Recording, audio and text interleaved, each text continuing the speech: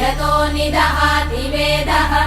स नः पश्यदति दुर्गाणि विश्वा नावेव सिन्धुम् दुरितात्यग्निः